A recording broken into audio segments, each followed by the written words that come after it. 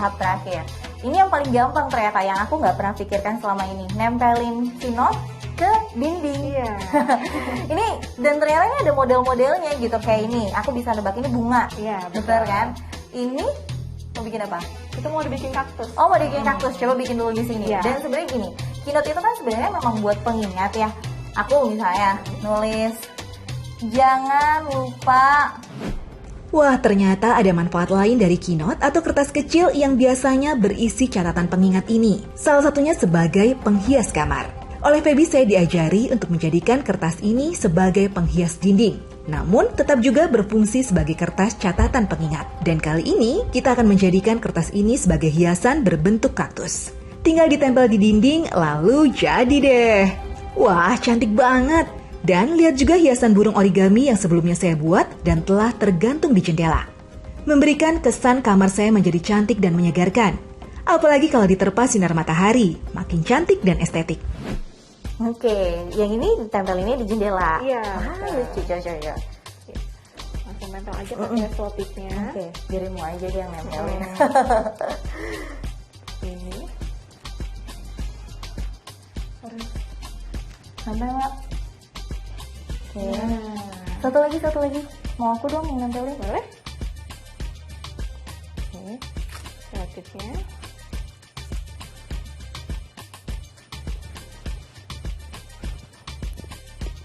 Wah, jadi lucu ya. Apalagi kalau kena sinar matahari kayak gini, jadi kayak lebih cerah gitu loh dengan warna-warninya juga. Aduh, jadi lebih menarik kan. Kalau tadi hanya polos, biasa, nggak pakai apa-apa, begitu ada buru-burunya jadi kayak ya dapet suasana berbeda lah.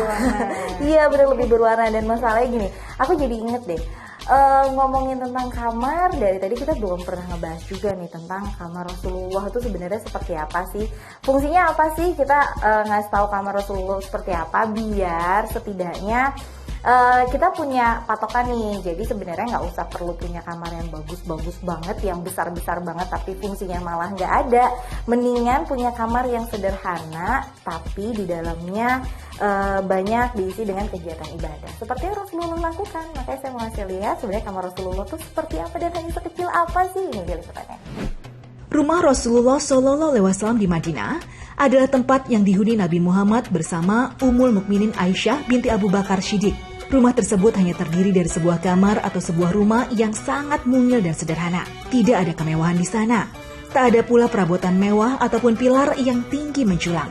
Replika rumah Rasulullah ini masih bisa dilihat di Museum Masjid Nabawi.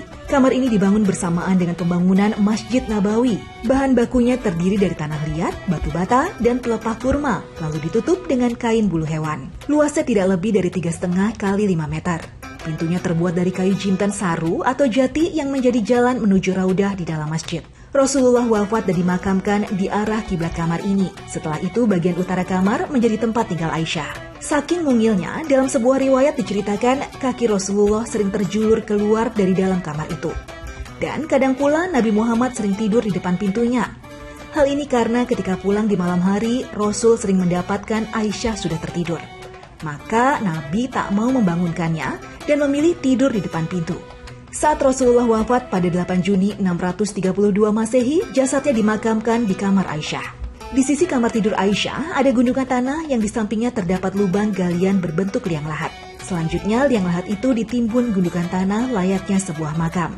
Alhamdulillah, akhirnya jadi juga kamar jauh lebih menarik karena ada hiasan-hiasan yang aku nggak sangka. Cuma dari kinot aja ternyata bisa jadi beberapa macam, dari mulai jendela, terus dari mulai dinding, dari mulai meja, semuanya bisa dimaksimalin. Wah, Masya Allah. Terakhir, kasih tips dong, ini kan kamar aku kecil nih, minimalis.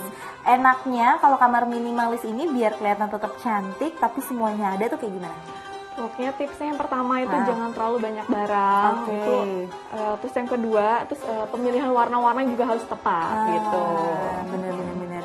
Jadi kalau misalnya ukuran kamarnya kayak aku nih, minimalis kayak gini, daripada naruh banyak barang termasuk lemari besar yang akhirnya malah bikin sempit, mending kayak gini kan biar kelihatan jauh lebih luas. Dan perpaduan warnanya benar kata Mbak Feby gitu, kayak ini ada kayaknya warna aku tuh pink, ungu, dipadu-padankan dengan beberapa tanaman yang juga cantik banget, tanaman ruangan.